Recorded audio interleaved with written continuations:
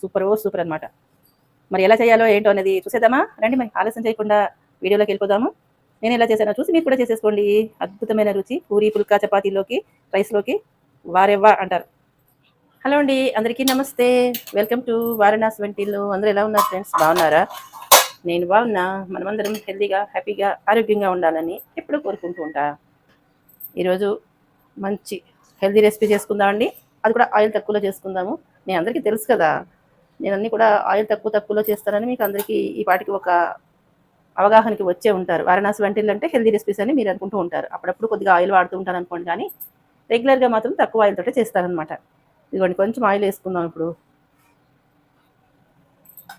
చూసారా, ఆయిల్ వేడైపోయింది. వేడైన తర్వాత ఇప్పుడు కొంచెం మనం ఆవాలు వేసుకోవాలి. ఆవాలు చిట్టుపట్లు ఆడిన తర్వాత కొంచెం శనగపప్పు వేసుకోండి, అలాగే మినపప్పు. ఇవన్నీ చక్కగా వేగుతూ ఉండాలి.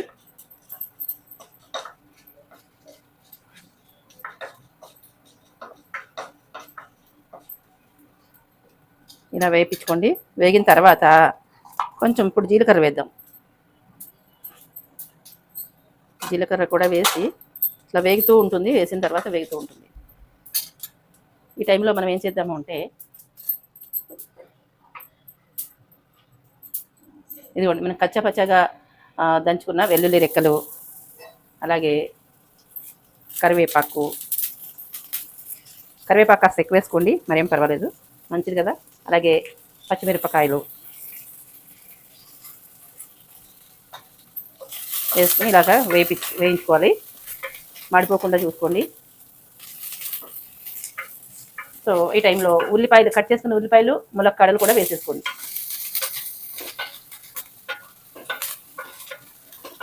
ములక్కాడ కూర అండి, అద్దరిపోతుంది తెలుసా.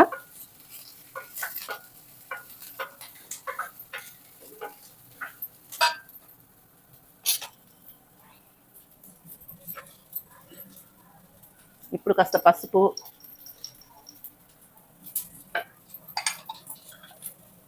అలాగే ఉల్లిపాయలకి ఉడకాలి కాబట్టి మనం తక్కువ ఆయిల్ వేసాం కదా, అందుకని సరిపడా ఉప్పు వేసుకుందాం. ములక్కాడకి ఉప్పు కూడా పడుతుంది కాబట్టి ఉప్పు వేసుకుందాం.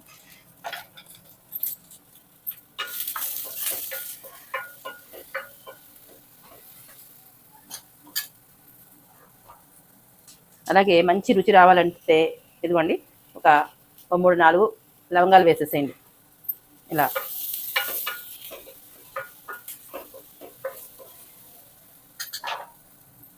రెగ్యులర్గా నేను ఎప్పుడు వేసే ఇది కలోంజీ అనమాట. నేనైతే వేసుకుంటున్నాను, లేని వాళ్ళు వేసుకోకర్లేదులేండి, పర్వాలేదు.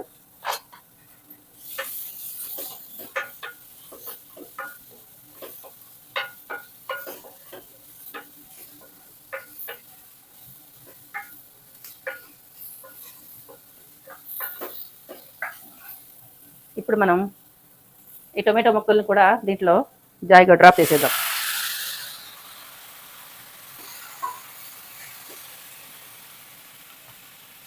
చాలా ఈజీగా చేసుకోవచ్చు ఫ్రెండ్స్. సరే, ఇవి ఆలుగడ్డలు, ఒక చిన్న 2 ఆలుగడ్డలు తరిగేసుకుని నేను నీళ్ళలో పెట్టుకున్నాను. ఇవి కూడా ఇందులో వేసేసుకుందాం.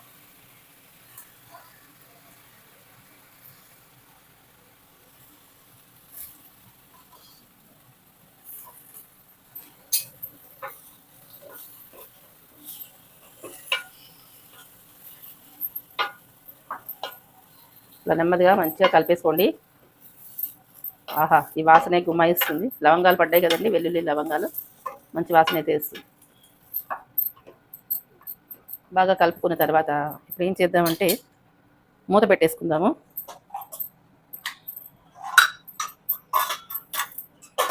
ఇలా మూత పెట్టి ఒక 5 నిమిషాలు మగ్గనిద్దాం. ఒక్కసారి మూత తీసి దీని సంగతి చూద్దాం.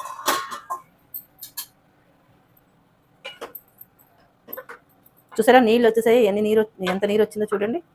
టమాటా వేసాం కదండి, అందుకని నీరు వస్తుంది అనమాట. ఈ విషయం మీ అందరికీ తెలుసు అనుకోండి, కానీ నేను కూడా చెప్తే బాగుంటుంది కదా, అదనమాట. ఇలా అంటే అదే పనిగా అలా వదిలేయకుండా మధ్యలో కలుపుకుంటూ ఉండాలి. మనకి ఆలుగడ్డ ముక్క ఉడకాలి, అలాగే ఈ ములక్కాడ కూడా ఉడకాలన్నమాట. ఉడికేదాకా ఉడికించుకుందాం. అవసరమైతే కొన్ని నీళ్ళు చుక్కలు జల్లుకుని ఉడికించుకోవాలి.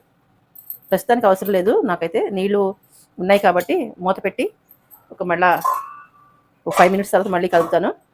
దీన్ని కొంచెం ఇలా పక్కకు పెట్టి ఈ స్టవ్ మీద ఇంకొకటి చేసుకుందాం. మరి ఎందుకంటే ఈ చిమ్నీ ఆన్ అయ్యింది, వేస్ట్ అయిపోకూడదు కదా. సో మనం ఏం చేద్దామంటే ఇప్పుడు ఈ స్టవ్ మీద ఈ నీళ్ళు పెట్టుకుందాం. నేను ఈ గ్లాస్ తోటి 1.5 గ్లాస్ నీళ్ళు పోసా. ఇదిగోండి ఈ గ్లాస్ నీళ్ళు మళ్ళీ ఉంచుకున్నాను. ఇది దేనికోసమో చూపిస్తాను మీకు. ఇదిగోండి నీళ్ళు మరిగిపోతున్నాయి చూసారా.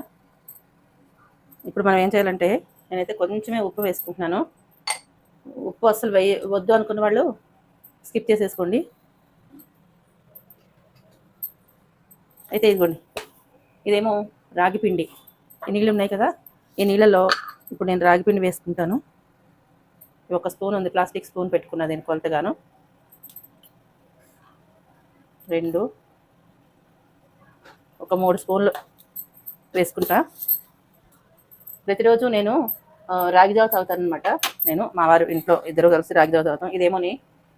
ఇది సొంటి పొడి. నేను సొంటి పొడి చేసుకుని పెట్టుకుంటాను అనమాట. ఈ సొంటి పొడి కొంచెం దీంట్లో వేసుకుందాం. బాగుంటుంది సొంటి పొడి వేసుకుంటే చక్కగా. ఉండండి, పడట్లేదు ఇది. ఇదిగోండి చూసారా, సొంటి పొడి కొంచెం ఉండలు లేకుండా చక్కగా కలిపేసుకోవాలి. ఇది నీళ్ళు అయితే మరిగిపోతున్నాయి. మీరు ముందే రెడీ చేసి పెట్టేసుకోండి. ఇలాగా రెడీ చేసి పెట్టుకుని నీళ్ళు మరిగిన వెంటనే పోసేసుకోవాలన్నమాట. అసలే గ్యాస్ దొరకట్లేదు కాబట్టి జాగ్రత్తగా వాడుకోవాలి గ్యాస్. ఇంత ఎక్కువసేపు ఉడికింది అనుకోండి మనకి గ్యాస్ తొందరగా రాదు కదా. సో అందుకని జాగ్రత్తగా వండుకోవాలి. అలాంటప్పుడే ఎక్కువ గ్యాస్ కూడా అయిపోతూ ఉంటుందండి.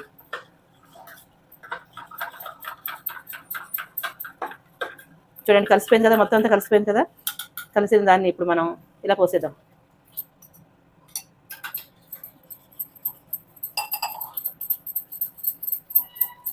ఇలా కలుపుతూ చక్కగా ఉడికించేసుకోవాలి. ఎంతండి, ఒక 2 మినిట్స్లో ఉడికిపోతుంది. ఉడికిన తర్వాత మనం ఆపేసుకోవాలి.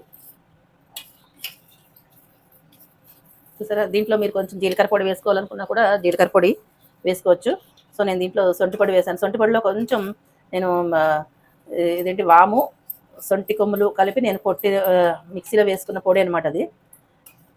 సొంటి పొడి ఎలా తయారు చేయాలో మీకు కావాలంటే కనుక కామెంట్లో అడిగితే అది చేసి చూపిస్తాను. సో ఇలా చేసుకున్న పొడితోటి నేను దీంట్లో వేసుకుంటాను అనమాట. దీంట్లో పెప్పర్ కూడా వేసుకోవచ్చండి మీరు, మీ ఇష్టం. మీకు ఎలా కావాలంటే అలా కూడా చేసుకోవచ్చు. నేనైతే ప్లెయిన్గా చేస్తాను. ఇలాగా రోజుకు ఒక్కొక్కలా చేస్తా, ఒక్కొక్కసారి ఒక్కొక్కలా చేస్తా. రెగ్యులర్గా ఒకేలా అయితే బోర్ కొడుతుంది కదా, అందుకని ఒక్కొక్కసారి ఒక్కొక్క విధంగా చేస్తాను అన్నమాట.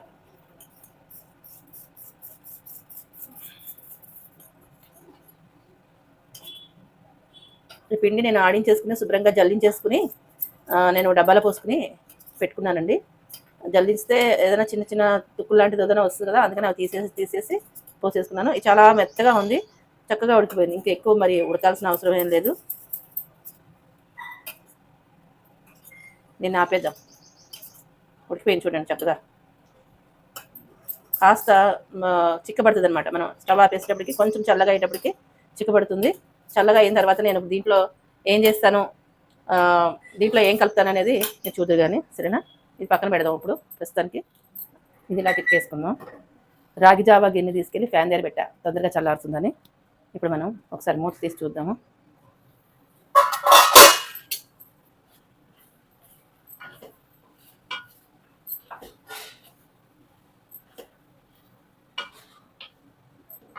ఒక 75% ఉడికింది. ఇంకా మిగిలిన 25% ఉడకాలి కాబట్టి ఇక చూడండి, ఇంకా కొంచెం పచ్చి ఉంది కదా ఆలు. ఇంకా చూసారా, ఇంకా కొద్దిగా పచ్చి ఉంది ఆలు. సో ఇప్పుడు మనం ఏం చేద్దామంటే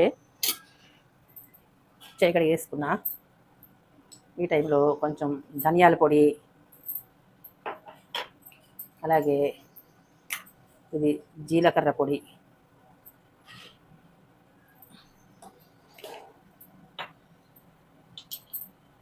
నెక్స్ట్ కారం.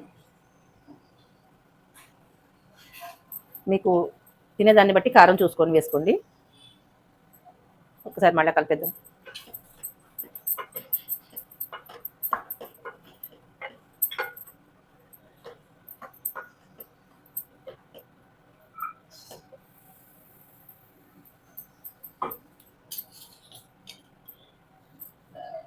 ఇప్పుడు అసలైన టేస్ట్ రావాలి అంటే కనుక మంచి టేస్ట్ కోసం అని చెప్పి కొంచెం పాలు పోసుకోవాలన్నమాట. నేను ఈ చిన్న కప్పుతోటి పావు కప్పుతోటి హాఫ్ తీసుకున్నాను. చూసారు కదా. దీంట్లో ఇప్పుడు కొద్దిగా వాటర్ కూడా పోసి పోద్దామండి.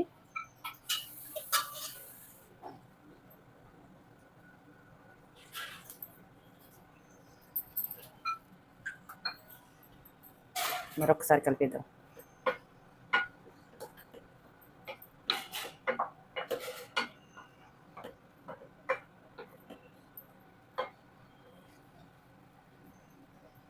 బాగా ఉడకాలి కదా, ఇంకా కొంచెం ఆ 25% కూడా ఉడికిన తర్వాత కూర రెడీ అవుతుంది. ఆ లోపు మనం ఏం చేద్దామంటే దీంట్లో కొద్దిగా మరి ఆయిల్ తక్కువ వేసాం కదండి, మరి కొంచెం ఆయిల్ వేసుకుందాం. మరి కొంచెం పైన చాలు. ఇప్పుడు మూత పెడదాం, తీసి చూద్దామండి. వావ్, చూసారా పర్ఫెక్ట్గా ఉడికిపోయింది.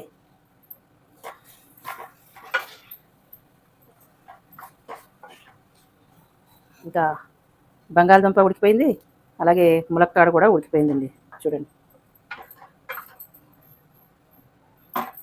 ఈ టైంలో మనం ఏం చేయాలి అంటే ఇదిగోండి కసూరి మేతి అనమాట.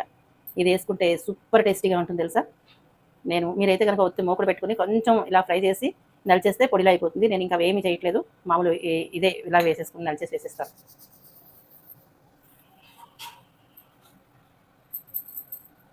ఒక్కసారి కలిపేసుకుందాం. ఆగండి ఆగండి, ఇంకా అయిపోయింది అనుకున్నారు. ఇంకొకటి ఉందండి ఓయ్ ఫైనల్గా వేసేది కొత్తిమీర. చూసారా, ఫైనల్గా కొత్తిమీర కూడా వేసేసుకుంటే సూపర్ టేస్టీగా ఉంటుంది. నచ్చిందా మీకు? నచ్చితే మరి లైక్, షేర్, సబ్స్క్రైబ్ చేసేయండి. కొత్త వాళ్ళు సబ్స్క్రైబ్ చేసుకోండి, ఫాలో చేయండి. ఇలాంటి మంచి మంచి రెసిపీస్ అన్ని మన ఛానల్లో వస్తుంటాయి, తప్పకుండా వాచ్ చేయండి. ఇంతవరకు సపోర్ట్ చేసిన మీ అందరికీ పేరు పేరున ధన్యవాదాలు తెలియజేసుకుంటున్నాను. ఇలాగే సపోర్ట్ చేయండి, ఇంతకన్నా ఎక్కువ సపోర్ట్ చేసినా నేను అస్సలు ఫీల్ అవును. ఓకేనా. మంచి రెసిపీస్ కోసం మన వారణాసి వంటిల్ ఛానల్ని సబ్స్క్రైబ్ చేసుకోండి. చూసారా ఏముంది ఫ్రెండ్స్, దీంట్లో తక్కువ ఆయిల్ వేసాను. చూసారు, చాలా చాలా తక్కువ ఆయిల్. ఎంత తక్కువ ఆయిల్ వేసానో మీరు కూడా చూసారు కదా, మీ ఎదురుకుండానే చేశాను నేను. సో దీన్ని మనం ఇప్పుడు డిష్ అవుట్ చేసేసుకుందాం. ఇంకా స్టవ్ కూడా ఆపేసుకుందాం. అయిపోయింది.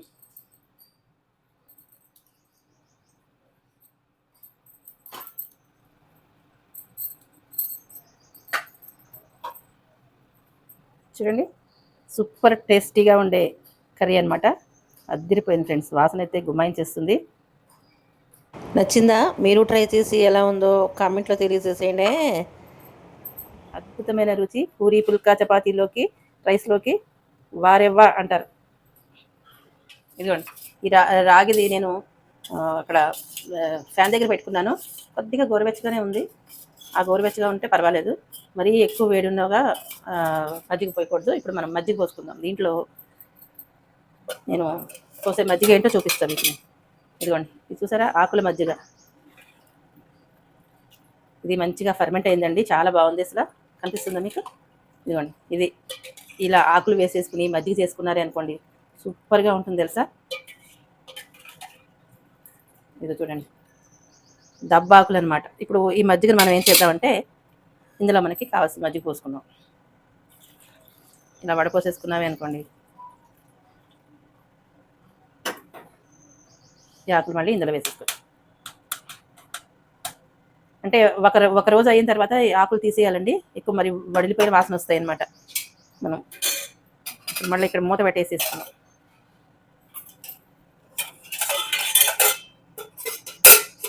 ఇదే గరిట తీసుకుని చూసారా, రాగి జావా రెడీ అయిపోయింది. ఇంతకన్నా హెల్దీ ఇంకేముంటుంది చెప్పండి ఫ్రెండ్స్. కాఫీలు, టీలు మానేసి చక్కగా ఈ సమ్మర్లో ఇలా తాగితే కడుపులో చల్లగా ఉంటుంది, బలం కూడా, మంచి ఎనర్జీ వస్తుంది మనకి. మేము బ్రేక్ఫాస్ట్ చేయమండి పొద్దున్నప్పుడు. ఇడ్లీ, పూరి, దోశ ఇలాంటివన్నీ బ్రేక్ఫాస్ట్ అసలు చేయం మేము. అంటే చిన్నతనాల నుంచి అలవాట్లేదు బ్రేక్ఫాస్ట్ చేయడం. సో ఇట్లాంటివి ఏదో ఒకటి తాగుతాం అనమాట. ఖచ్చితంగా సమ్మర్లో అయితే తాగుతామండి. ఉత్తర రోజుల్లో తాగకపోయినా తొందరగానే లంచ్ అయితే చేసేస్తాం, భోజనం చేసేస్తాము. ఇప్పుడు మాత్రం సమ్మర్ కదా, అందుకని కొంచెం ఎండలుగా ఉన్నాయని చెప్పి ఇలా చేస్తున్నాను అనమాట. సమ్మర్లో ఖచ్చితంగా చేస్తారండి. చూసారా, చక్కగా హెల్తీ డ్రింక్ రెడీ అయిపోయింది. నూనె కానీ నెయ్యి కానీ ఏది వేయాల్సిన అవసరం లేదు. చూడండి, చక్కగా రెడీ అయిపోయింది. చూడండి, ఇప్పుడు ఒక గ్లాస్లో దీన్ని సర్వ్ చేసుకున్నామే అనుకోండి.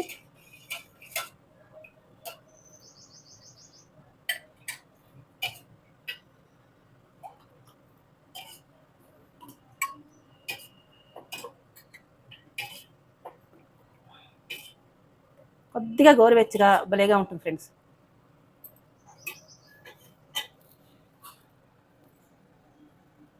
చూసారా, హెల్త్ డ్రింక్ రెడీ అయిపోయింది. కడుపులో చల్లగా అసలు ఎంత బాగుంటుందో. మీరు కూడా ఇలా చేసుకోండి. అందరూ ఆరోగ్యంగా ఉండాలని మనస్ఫూర్తిగా కోరుకుంటున్నాను.